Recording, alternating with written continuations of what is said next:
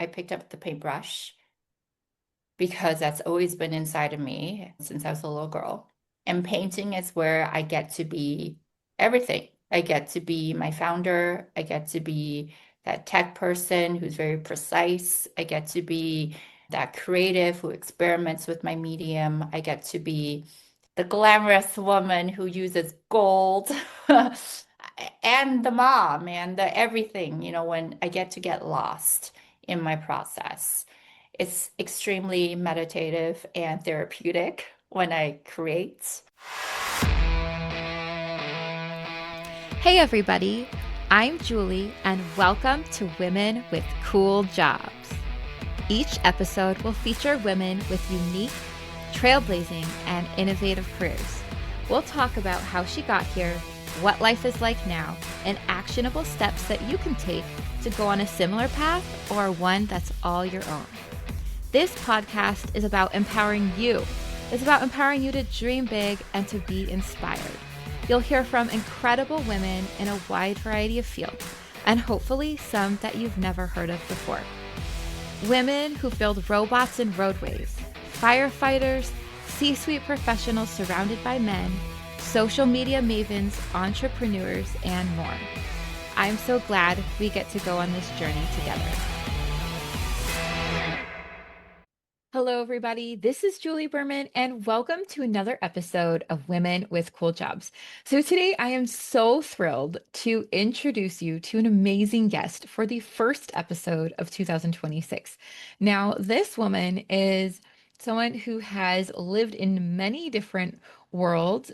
She was in the tech industry, then she founded her own company, and now she is creating her own beautiful art. And with the art that she's creating, I was absolutely shocked beyond belief to learn that she has only been doing this for a short time, yet it is something that was a passion from the time that she was a young girl. And so I just was so thrilled to have her on because she is not only a woman of many talents, but she really, like, in a really interesting way, she broke down what it was to do the specific type of art that she does and how she does it and how she got into it. So we learn not only about, who she is now, what she's doing as her cool job now, but we talk a little bit about her past, how she got here, and it was just such a fascinating interview with also someone who is brave enough to do something really different at a time that she felt like, she was just searching for something and she landed in this new career. And I am really thrilled to say that her name is Shirley Yang Crutchfield. She's a Chicago-based artist whose powerful gold leaf works draw on art history, fashion, contemporary heroines, and her own entrepreneurial journey. Her work has won international awards and been recognized for its really gorgeous craftsmanship and the resonance of her topic. So she specifically paints these women who are really strong, powerful, smart figures, whether they're historical or they've got symbolic resonance and purpose. She paints women and creates women who are powerful and they are multi-layered, they are multifaceted. And there's just so much nuance to her work that I absolutely adore. And you can tell that, like, not only so much heart goes into her work, but the fact that she's only been doing this for a short time and that she's really honed in on it over the past 2 years or not even is really remarkable. Her work is symbolic of beauty, grit, and timeless strength, and she only paints women, which I love because I'm a fan of lifting up women, of empowering women. And so I loved everything about the symbolic parts of her art, but also the actual visual parts of it are just so special. And if you are interested in Byzantine art, Renaissance, Baroque, or contemporary aesthetics. She includes all of those things in her work. Like, she has really intricate details. She uses a hammer. She basically does a water gilding technique, which was made really famous in the 14th century, but it was created before this. So she actually explains this, which I find so fascinating. And she has also added 24 karat gold leaf to her work. So these women literally are like shining in all their glory. So I am just like so thrilled to have her on as the first guest of 2026. I hope you had the most magical holidays. I hope you got time to actually relax a little bit. I know if you're like a mom like me, relaxing when your kids are home from school can be really hard. So I hope you got a few moments of that. But more than that, I hope that you had some really beautiful time with the people that you love and that you had safe, happy holidays. So thank you so much for being here for this first episode of 2026. And I am so excited for you to listen to this very wonderful interview with Shirley Yang Crutchfield. All right. Hello, everybody. This is Julie Berman, and welcome to another episode of Women with Cool Jobs. So, I am so thrilled to have another woman here with a very cool job, and her name is Shirley Yang Crutchfield. So, welcome to the podcast, Shirley. Thank you for being here. Thank you so much for having me, Julie. It's such a pleasure. So I love, like, I was reading all about you and your journey and looking at gorgeous pictures on Instagram. And you are an incredible artist who uses a traditional water gilding technique in gold leaf to create like the most beautiful, detailed, powerful portraits of women. And I love that you've got like so much pattern going on. You have this really interesting blend of like modern and timeless and all these amazing details and kind of layers to your work. And it seems like you've been doing it for decades, and that's actually not the case. So I love like I'm so excited to dive into your journey because it's really interesting that you've been doing this for a little bit, but you haven't actually been doing it that long. You had a completely different career. So I want to definitely get into that, but let's talk about like your cool job now. How do you describe your cool job? My cool job is I get to be an artist and I get to do water gilding. Like you said, it's a traditional technique made popular during the Renaissance period. It's called doratura or guazzo, and it's making wood look like gold. And so something behind me is a little example of what that looks like. Um, and to me, my paintings are all about powerful woman icons. And I came to that through my own entrepreneurship journey and also the process of, I think, creating these portraits using raw materials and layering the materials on top of one another is very symbolic to the people who I paint, the hard work behind the glamour, to become who they are. So I say I get to be an artist because it's a privilege that I can create something that I believe in. I love that. Yeah, and I think like I want to get a little bit more into your technique a little bit further in because people will have to kind of go on and see your work to really be able to fully understand, I think, the nuance and appreciate it. It's just like the level of detail is really beyond like most things I think, when because you got all these different layered techniques that you add in to make the work what it is. And then the fact that it's like literally gold is so awesome and so shiny. It's just like so gorgeous. And I love, of course, I love the fact that you paint women and like it's this whole message of empowerment and evolution. So I just like I love what your work like represents, but it's also just stunning. So I'm so happy to have you here. I want to go back a little bit and kind of touch on like, you've been doing this art for how long? Like what was the process for you to get into this work? Sure. So I've always wanted to be an artist ever since I was born. And I would doodle, I would draw, I would sketch. I remember I was 4 years old. My mom was getting her PhD, and I can just sit in the corner. And she said I was the best kid. I just draw for 4 hours, and I wouldn't ask for anything. Just give me pen and paper or pencil and paper. But how how growing up, my parents are like, oh, if you want to be a starving artist, that's not what we pay your tuition for. So I became an engineer. And this is in the 2000s when, you see all of these startups and, big dot coms that are happening and say, okay, tech is the way to go. And so I went that route. However, I got to come back to my love of arts very recently in 2022. And after my second child was born, and I really learned water gilding in the last year and a half. Wow. And this is me really tracking down the gilding masters in the world.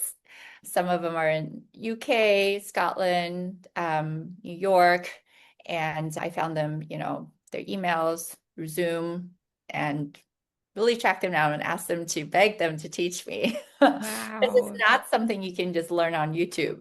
There's a lot of trial and error. The temperature changes and the humidity of the room, like how you breathe, impacts the gold leaf. Oh my And this God. is 24 karat gold, not imitation gold. So it's very, very thin and delicate. The gold I get is from Florence. Literally, it's the best of its kind. So there's a certain technique to handle the gold. And so it's a lot of learning, a lot of practicing, a lot of, I want to say, determination that I Yeah. wanted to get this craft really honed um, in a short amount of time because I wanted to create these beautiful things, but I needed to know how to do it. Wow. I'm like literally floored. It's very rare that I don't know what to say on my own podcast, but that is amazing. I want to say, before I have you explain like what actually is water gilding so people can kind of get a better sense. But like looking at the intricacy of your work, it looks like you've been doing it for so much longer. So Oh, the fact that you've only been doing it for a year and a half is amazing. And I also want to point out for like people who are listening that you are a determined woman. Like I am so impressed because literally the fact that you found all the people and learned and you've only been doing it for a year and a half is like just so incredible. Clearly you were meant to be doing this because like thank it's you. just yeah.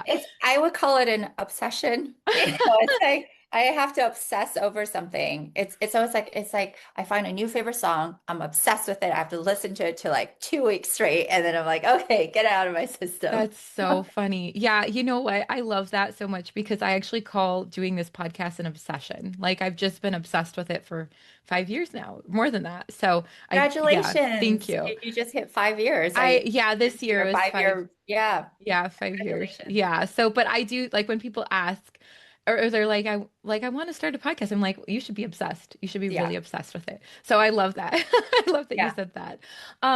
So I want to ask like a little bit about the technique of your work. What is water gilding? Like you mentioned it's like a age-old technique that people have done for a very long time. Can you explain kind of some of the nuance of that? And does it always involve the gold leaf? So it doesn't have to be gold. I think any metal leaf is fine. So actually, I have a box here with me. Ooh, fun. Oh, And then of all wow. the different leaves. So this one is, can you see the gold? Let's see. Yeah, I love being able to see it. The Oh my gold. gosh. So they're really thin. Very, Like for very people who are listening, it's like very thin layers, almost like tissue paper in a way, where it's like yeah. seems so delicate. Yes. And Okay. the price of gold went up so much. And so like that, I'm like, oh, there goes $4. Oh man. So like just the tiniest bit Yeah. like that you could put Yeah. between your fingers. Wow, is $4. That's Yeah, crazy. yeah. And so what is water gilding? It's to make wood look like gold. So I just so happen to have something work in progress. Since we are video filming, maybe I can show you sneak peek Oh of the work. wow. I So love that. thank you. So this is a wood panel, a birch wood panel. Okay. Okay. And then what I did was I put cheesecloth on with rabbit skin glue, and then I created my own gesso, which is using chalk with water skin glue and distilled water. There are different ratios that you can make it. There's soft gesso and hard gesso. And these are all formulas that, Wow. you have to ask the masters, please tell me. And then Yeah. you have to experiment for your climate, what makes the gesso the right fluidity and the right texture Wow. that you want. So, and then I put 14 layers of gesso on top of the cheesecloth, let it dry. Oh my And gosh. then I use clay bowl. So this yellow thing, orchard color, is Okay. American clay bowl with rabbit skin glue to make the foundation. And then I sand everything down with sandpaper, different size sandpaper.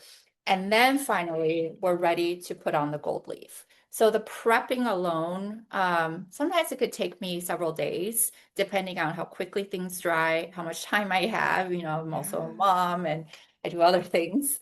And so you really want to make sure the surface is so smooth, like very smooth, because the gold is so delicate and so thin. So any bump or scratch that's on the surface will show.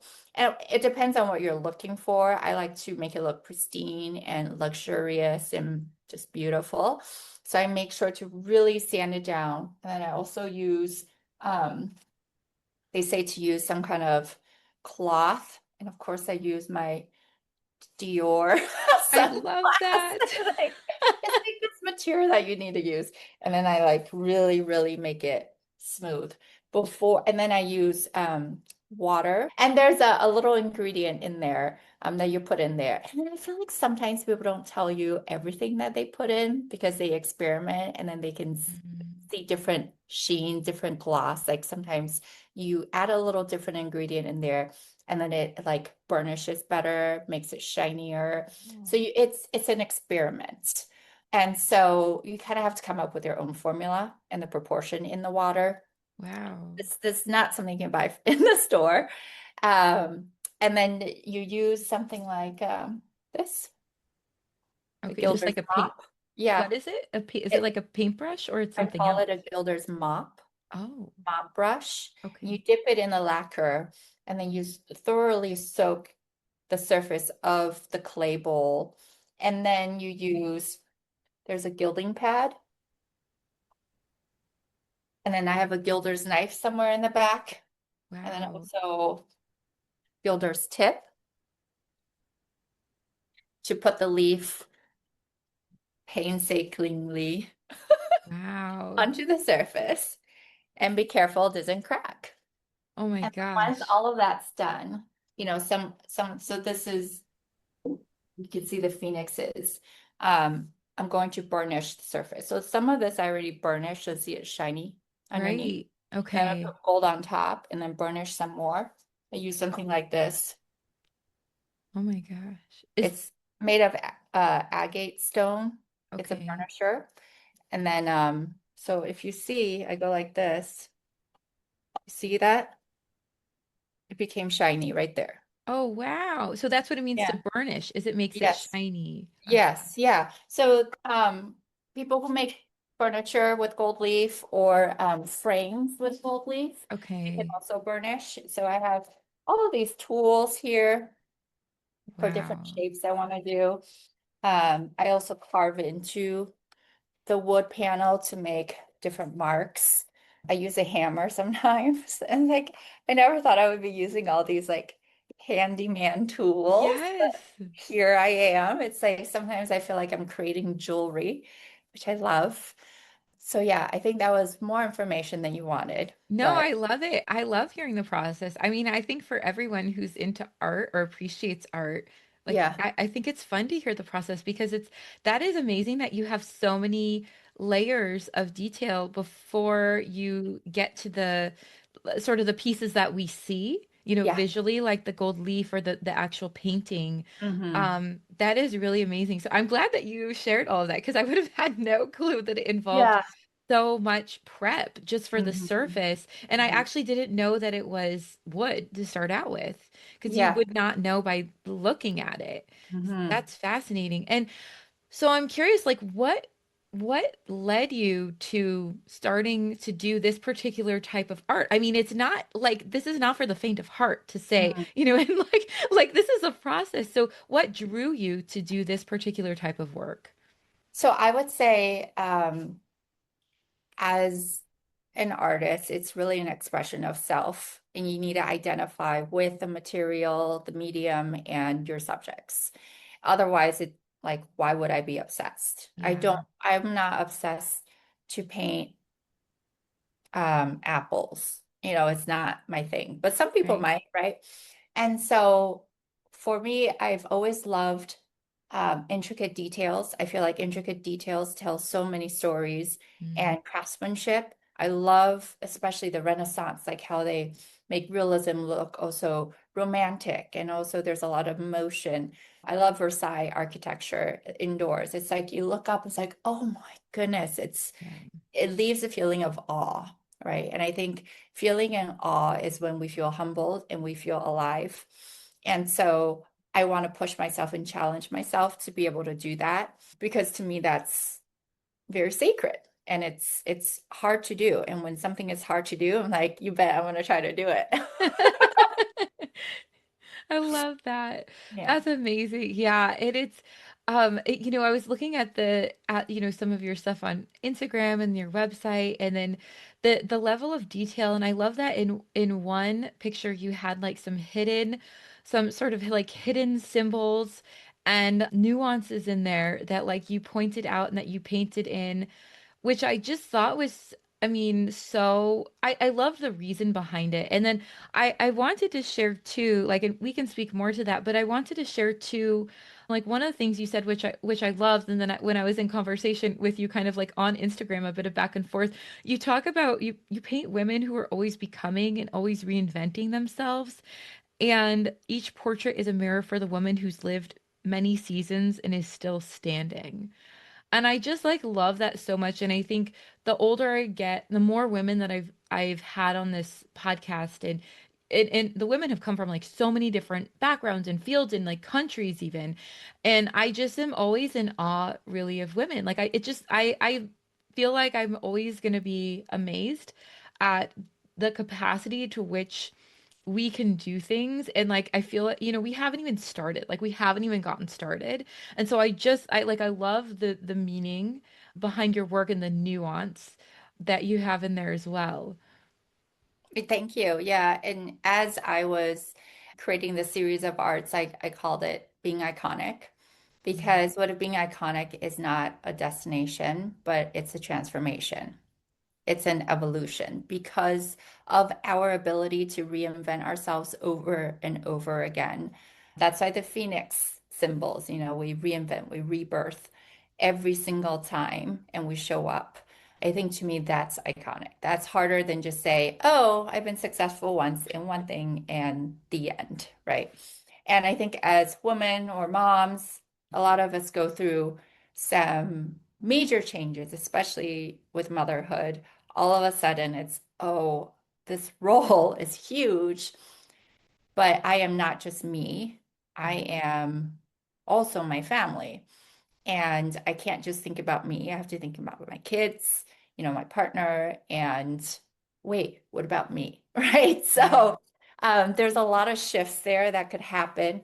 And I think that really reaffirmed what I'm doing now, and the type of painting and type of subjects and clients for commissions that I take on is to celebrate who they are, is to capture those transformations, not who they were before, but who they become.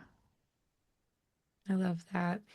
And I want to touch a little bit on, what you were doing before, because I think this is a really interesting part of your story in the fact that you actually were in a very different field, that had nothing to do with the art world and what you're doing now. So can you speak to a little bit, like not so long ago, about what you Yeah. were doing?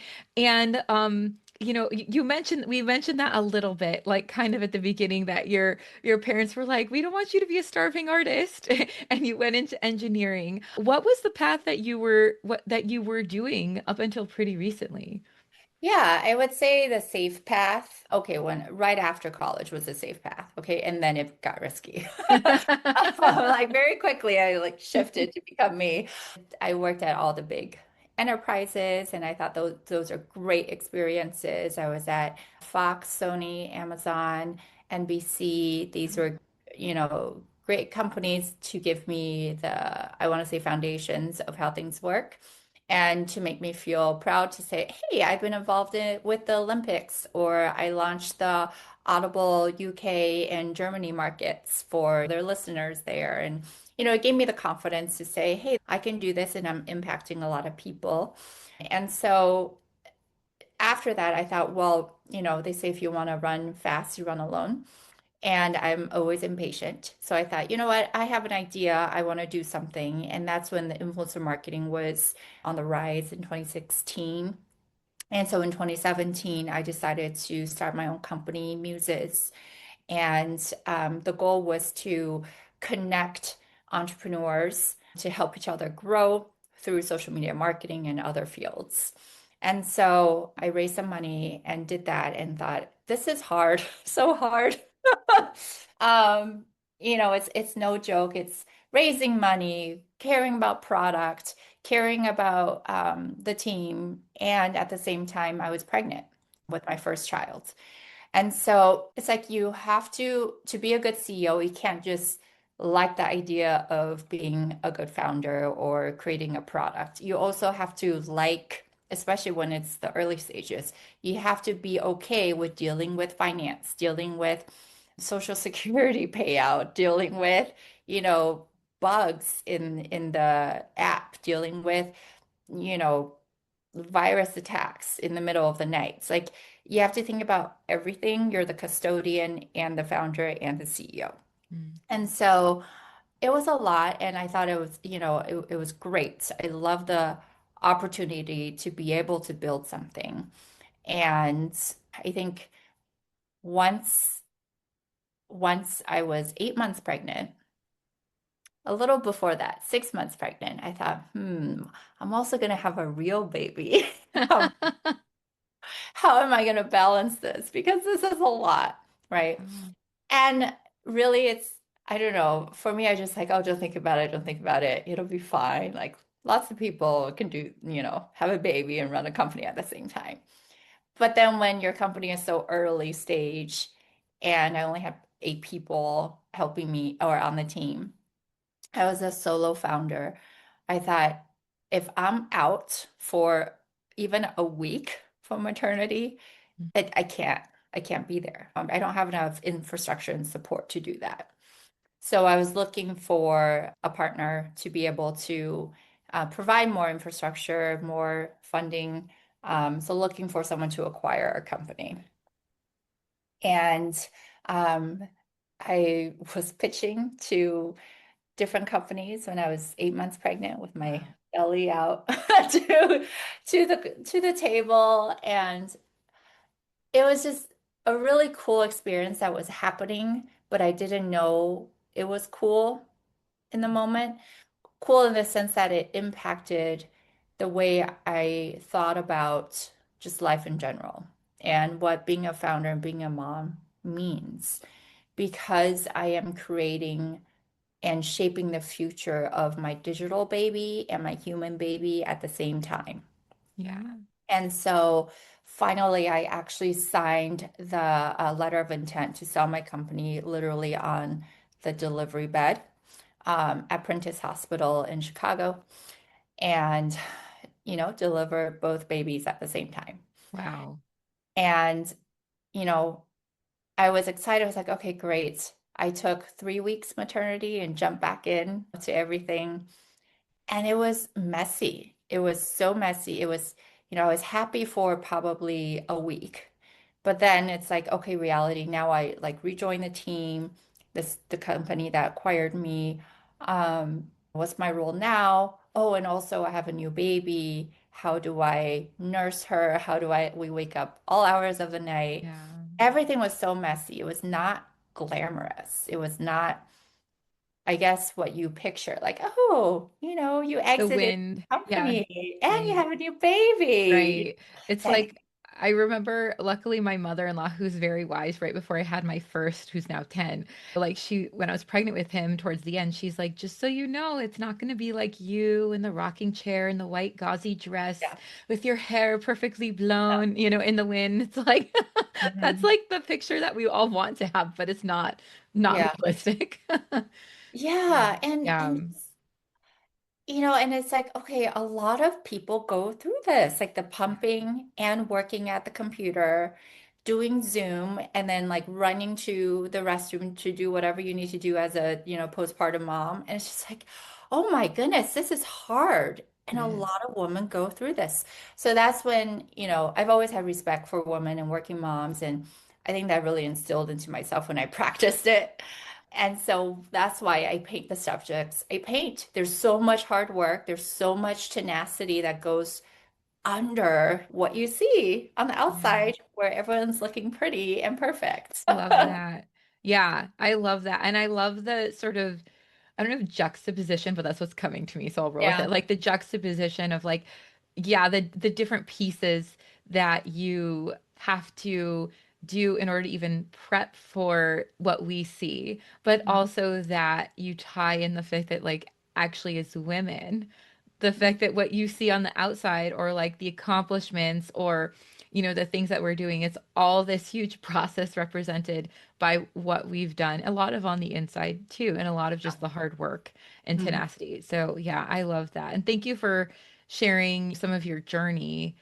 I can't even imagine I can't even imagine having a first child and like not, I mean, like it's just such a whole new world. And then also having had your work situation that you're in charge of, and then figuring out like what does this look like now. They talk about sort of the three, I think it's like the three main areas that usually can shift, and it's like usually like moving, your job, and your family situation. So you had Yeah. two massive Yeah. upheavals at once. Mhm. Yeah, I did.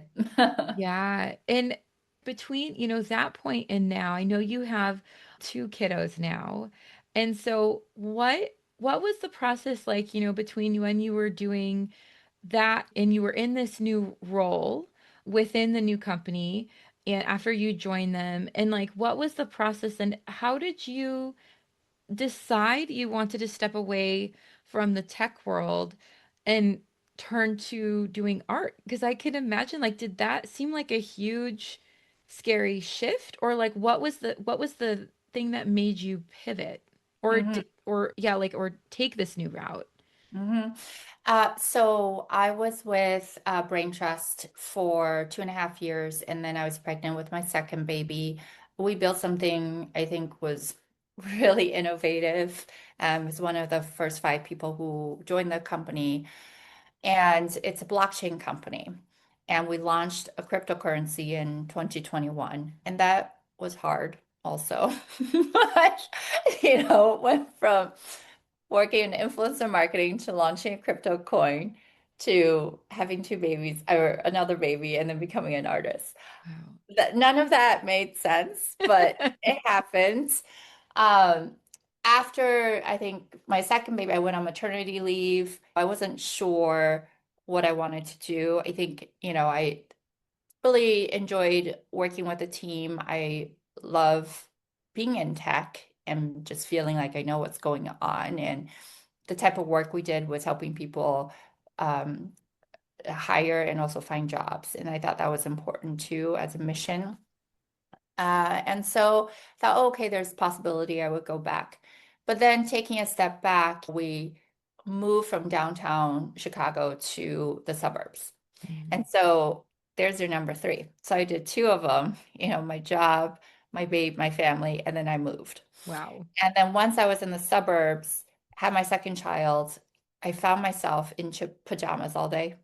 And, I don't have to go on Zoom anymore. I'm not working. And all of a sudden, I just didn't know who I was. I did a post about losing my identity. And I know a lot of moms, we talked about this. It's like, oh, Yeah. I used to feel so glamorous. I'd go out and then I would dress up, I would wear heels. And now I have these little people depending on me. And I just feel grumpy and I feel like there's no progress. Every day is kind of the same. Mhm. And they say you need progress in order to be happy in life. And I know how important it is to be a mother and to grow your children, grow with them. At the same time, I need some self-fulfillment. And having that opportunity to reflect and see what's important to me and knowing that, hey, right now I'm at a place where I feel secure enough where I can go out and do whatever I want to do. I thought, hey, I picked up the paintbrush because that's always been inside of me since I was a little girl. And painting is where I get to be everything. I get to be my founder. I get to be that tech person who's very precise. I get to be that creative who experiments with my medium. I get to be the glamorous woman who uses gold. And the mom and the everything, when I get to get lost in my process. It's extremely meditative and therapeutic when I create. And so once I did that, I realized, you know what? There's there's a lot of things to be fulfilled that my role before probably didn't fulfill. Doesn't mean that I won't ever go back to into tech. I might do Sure. both at the same time. Who knows? But I think a part of me needed to be satisfied through art. And that's the stage or season I am in right now. Yeah. I love that. And I appreciate you sharing because I think like I can look back now, especially now that I have three kids, it's like I can look back and I can be a little bit more probably objective about it. I would say, sometimes too, like I would tell my husband in the early days, like with my oldest, to be like, I feel like I don't have a purpose, like I don't know my purpose. And I think it had to do now in looking back a decade, I realized it was because I wasn't doing anything else. Like there was nothing that sort of felt like me Hmm. in the mix. Like it was I was still figuring it out, which I think is all women do after you have such like a different shift where you have this new little person and you're taking care of them and things look so different. I feel like that's like there's a word called matrescence or something like that, matrescence that actually like is the definition of that time. It's this really beautiful term that talks about like women entering this new part, or maybe it's matrescence. Okay. Um, but it's actually like explains that part of like our journey into motherhood. And so it's like this really beautiful concept. And I think it's just something that it's like the further way I've gone. Like I love doing this podcast because I'm obsessed with it. And I feel like, it's something that it feels like me when I do it. And so I can imagine in the same way, like you finding this art, like this, something that you've always sort of done, but maybe didn't do such a professional sense, like you did it for yourself. Did it feel like a homecoming in a way? Oh my goodness. So to live true and authentic self, right, is so hard, but so amazing if we can all do that, right? Yeah. And for most of us, we don't get there right away. We have to see process of elimination, what's not me, and then what's me. And so I will say the through line between my two careers, like tech and art, is the entrepreneurial part, right? Like figuring Mm, out how to navigate, how to build my product, how to build my brand, how to get my um, works out there for people. That's the through line. However, my mindset is different. I think when I was in tech, it was all about, hey, what's my output? What's my achievement?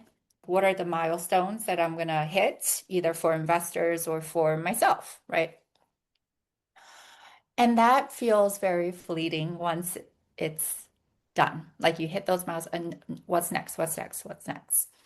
And that's why I had that sense of loss of identity once I stopped doing that, because I'm like, I'm not hitting any goals. I'm mm, not, achieving anything. I'm not, you know, I don't have metrics to report on today. Like, yeah, did I do anything? Even though I'm raising human beings, right? right. And so I think I'm approaching my art in a very different way, in a sense that I want to be more thoughtful. I don't want to say, oh, I've had this year I need to have 10 exhibitions. Next year I need to have 20. Like, it's not about that. I think it's more about being very thoughtful in why I'm doing the art, why I'm producing the art. Because it's so sacred, I don't want to feel one day burned out or feel like art doesn't have meaning. Right. Because then what? Then I'll feel lost again, Yeah. right? So if this is something that's sacred and that's important to me, I want to make sure I'm intentional in creating the art, in marketing my art, in building my art career in a way that's for me, not for performance. Yeah.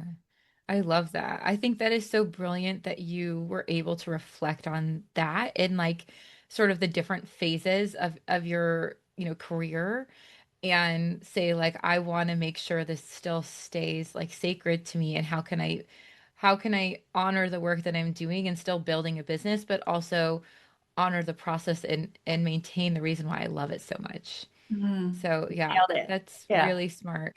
So I'm curious, like, are you able to speak to what do you think are the through lines for you that you've taken from those sort of landscapes and the things you worked on, the people you worked with, and like how does that work now in in what you're doing and like how you're building your business as an artist? Like you have a like an online presence. Are there certain things that you're doing that like maybe are other artists wouldn't be doing because they haven't had your experience or they haven't had your background in tech? I'm just curious on that side. Yeah, I don't I don't think I've had enough experience to speak to, let's say, what other artists are not doing because Sure. I'm new, I'm a year and a half in. I will say, in terms of through line and lesson learned for me from, corporate to entrepreneurship to where I am now is relationship building. Mm, I didn't think it was that important when I was younger. I always thought, you know what? There's so many people out there. It's okay. We work on a business together. I'm only gonna maintain the relationship if I feel like it's worth it or it's, benefiting near term. But I think the more and more I think about it, even now, I haven't logged into LinkedIn in like years, right? Because it's all about Instagram for art. yeah. Then I logged into LinkedIn and then I sort of had like my posts of reintroducing myself. I'm an artist now. Like most of you know me from my tech founder days and now I'm an artist. And you know what?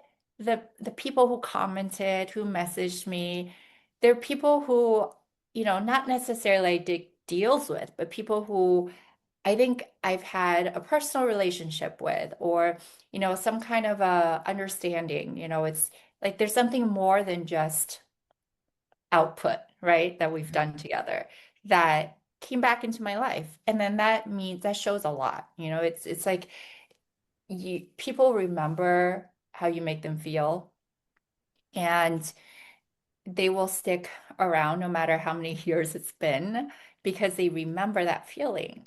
Yeah. And so I think relationships are super important. Also in the art world, I'm learning. I just went to Art Basel and there's so many talented people. I noticed that talent and excellence is a minimum requirement. It's all about relationships, timing, curation, and some luck. Mm, yeah. And what is Art Basel for those of us who aren't in the art world?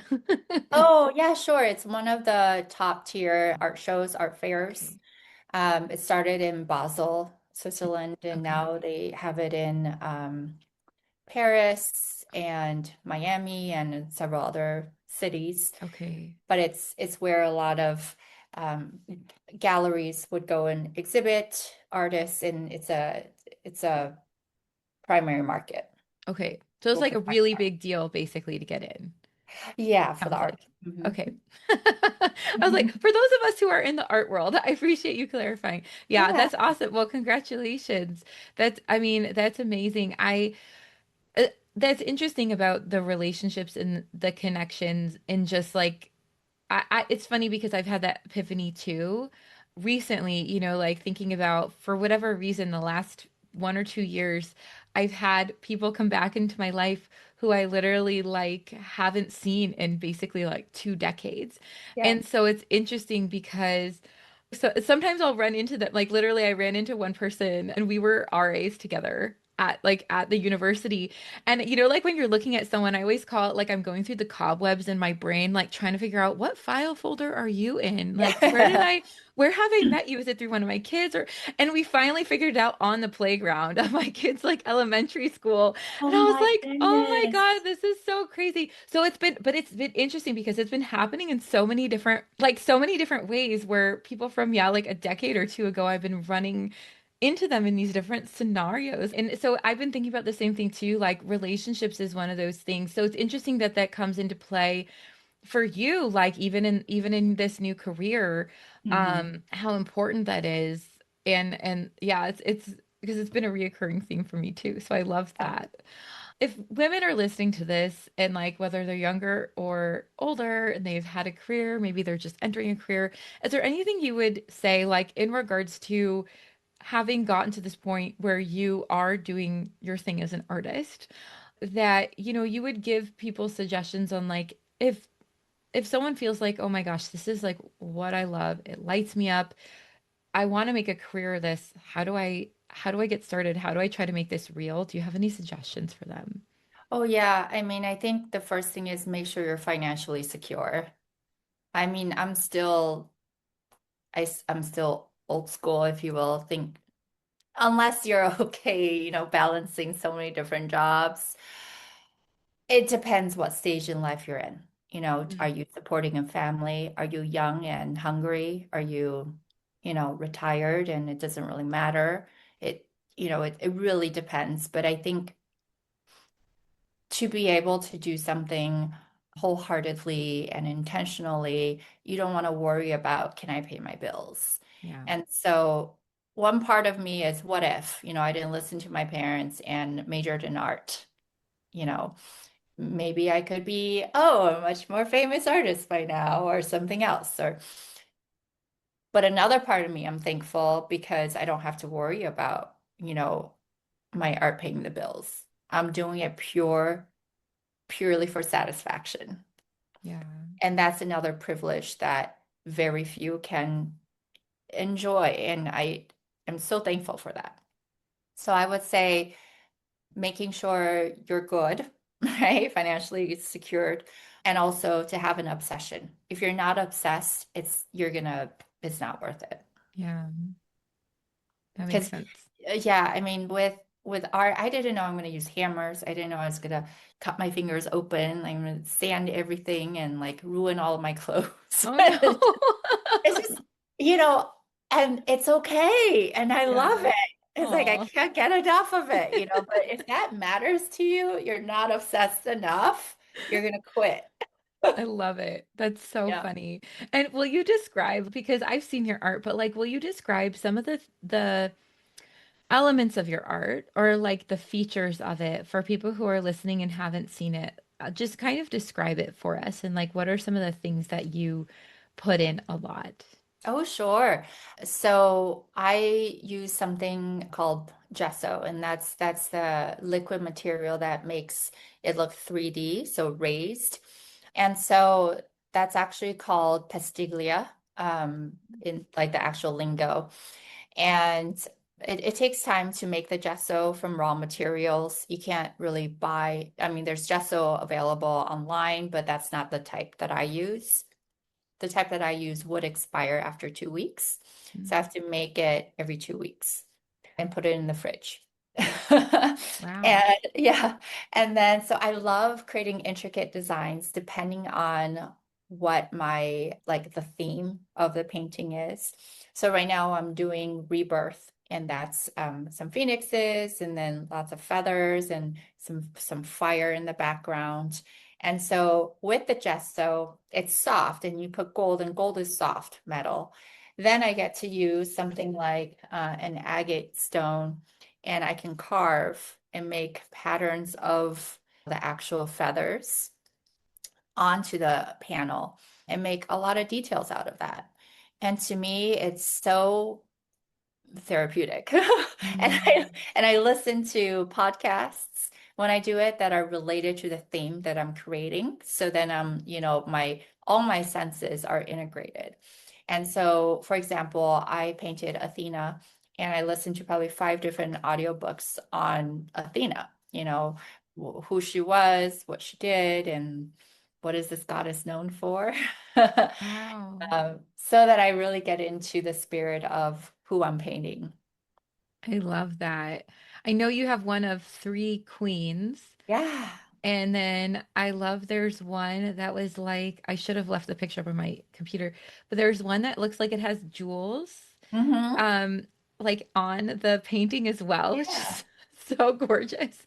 Thank you. Um, yeah, but I love like for lack of better words, it probably have much better term, but like I love the embellishments and like the texture. I think it's so beautiful. But also, how did you figure out that you could do that level of detail because it's so delicate? Is it just like naturally like you're able to do it, or did you have to find a master who is able to show you like this is the exact precise way to go Yeah. about doing this because like that's what I mean. Like I'm shocked that you've only been doing it for a year and a half because it seems like you've been honing this skill for a long, long time. Well, thank you. Thank you. I think it's knowing that I've always been obsessed with details. So ever Mhm. since I was little, I would sketch really detailed things.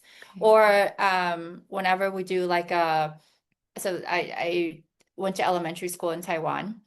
And there would be tests where you have to plan your like study plan. And I mean, I was an okay student. I wasn't like the best student, but I was an okay student. But my study plan would be so detailed. It would be like pencil on paper because I like the idea of detail. So I would put like a bunch of things that I won't actually do in my plan, but then just to like fill in the squares so then it looks like really pretty to me. I And love so that. and then like the clothes that I buy, it's usually a lot of contrast. Like I love very detailed jewelry, accessories that I buy. And so that's how I knew I want to create detailed paintings because that's just who I am. Yeah. And then I sought out how do I do that?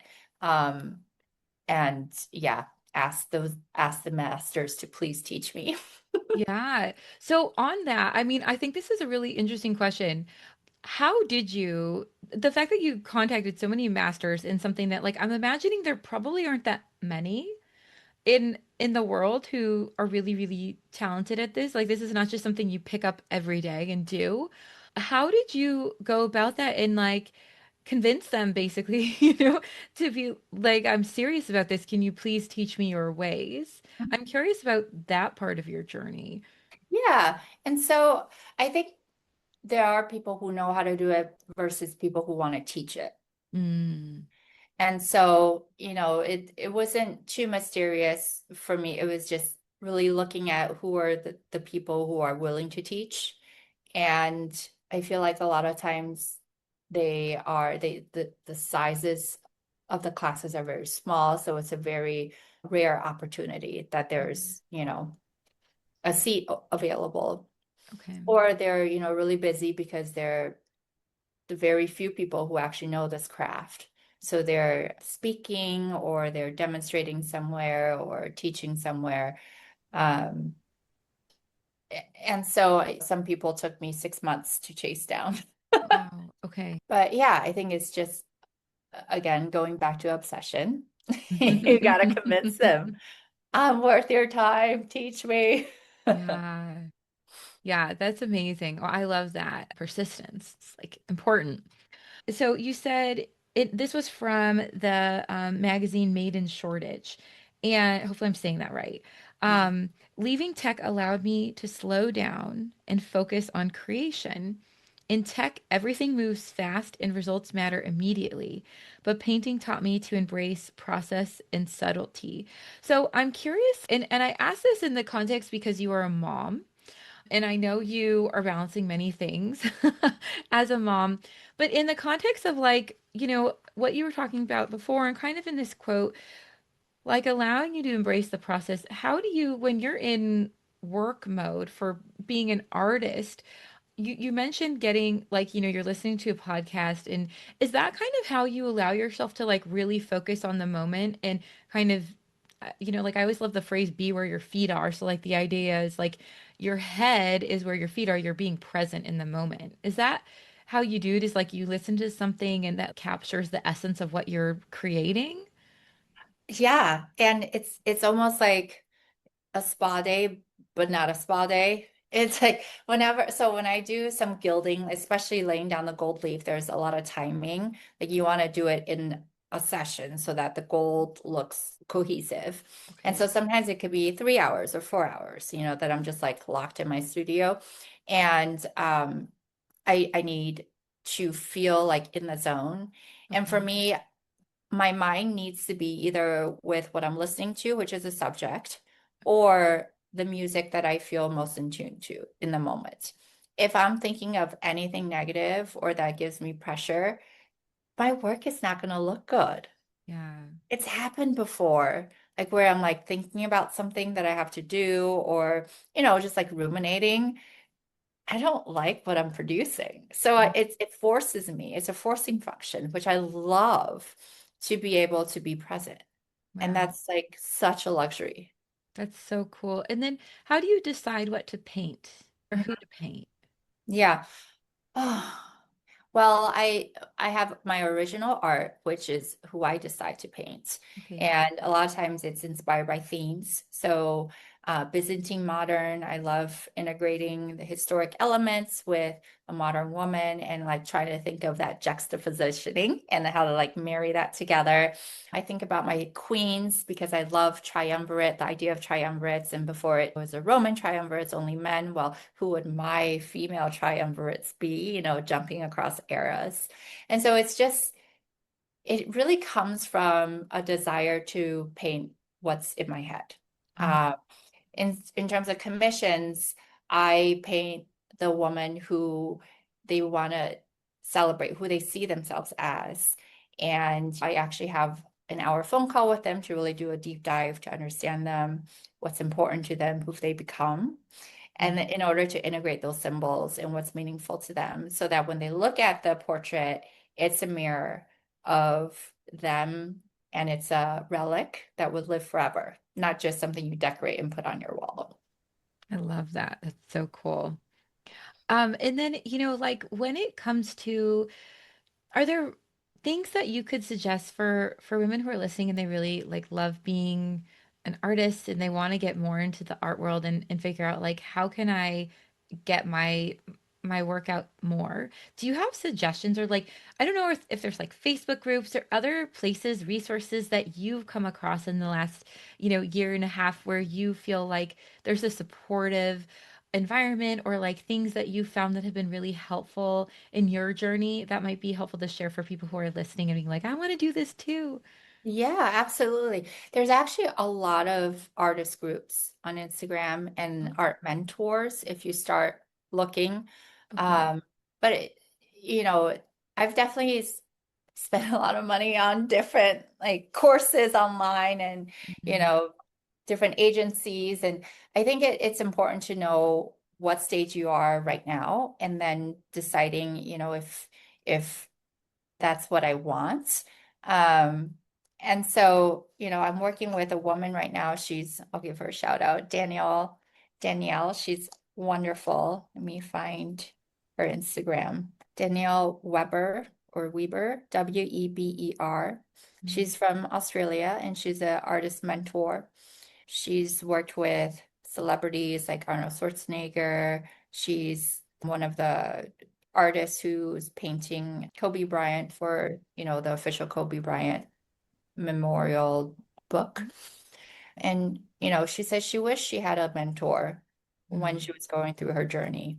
And that's why she's building our D collective community so that artists won't feel alone. And so she Mm. can share her mistakes or her learnings with anyone who wants to be part of the community. I love that. Yeah, and Mhm. it's so that's interesting. There's a lot on Instagram.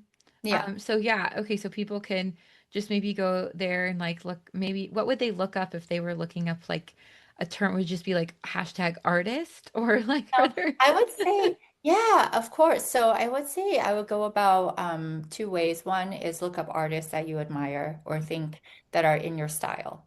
And Okay, then, yeah, and see who you would look like. Like you got to start from somewhere and then sure. take inspiration from somewhere. And so look at their accounts, see who they follow, and then see how they market themselves. And maybe they're part of certain groups. So maybe develop a relationship with that artist and see if they have any tips. Another place would be galleries and museums Mm. that you really like. And so look at those galleries, who they represent. Usually they have anywhere from, I don't know, 10 to 30 artists that they represent, and then look at their careers.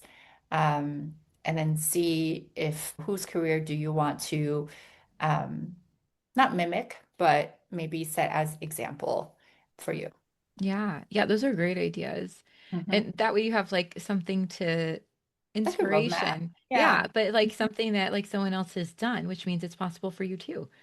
So, Yeah. Yeah. yeah, I From the love that. corporate world, it's like I used to look at LinkedIn and, okay, one day I want to become this person. Okay, Yeah. let's see their past work history. How did they get there? Right.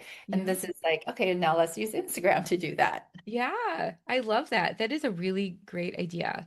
Well, thank you for sharing those resources. Those are great. And like someone whose community you love being in.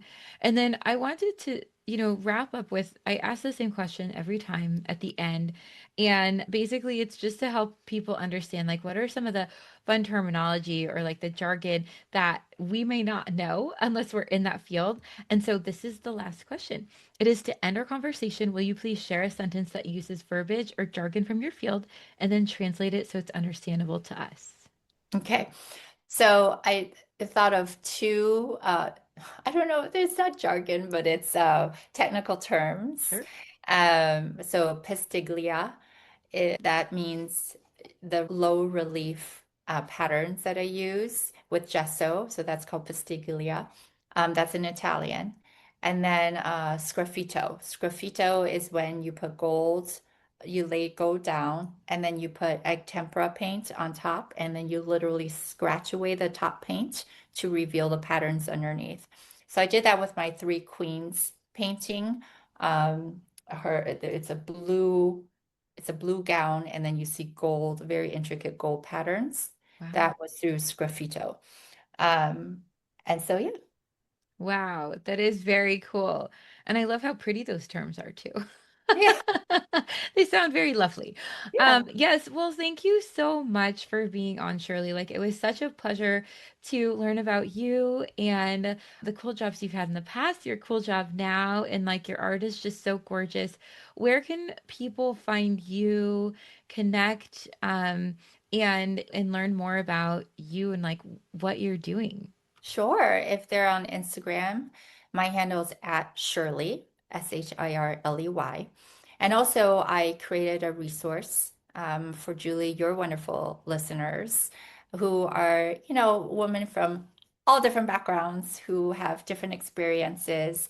Me personally, when I go through transitions, sometimes I have a little bit of doubt and I forget who I am. And, it's for the woman who is doing a lot already, but sometimes can have self-doubt. I created something called Sitting Firm in Your Power, and it's a guidebook for us to remember who we are, no matter what season in life we're in, to remember your inner icon and that inner woman, so you never feel down.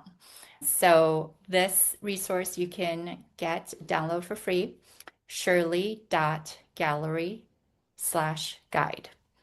My website is Awesome. shirley.gallery. Okay, awesome.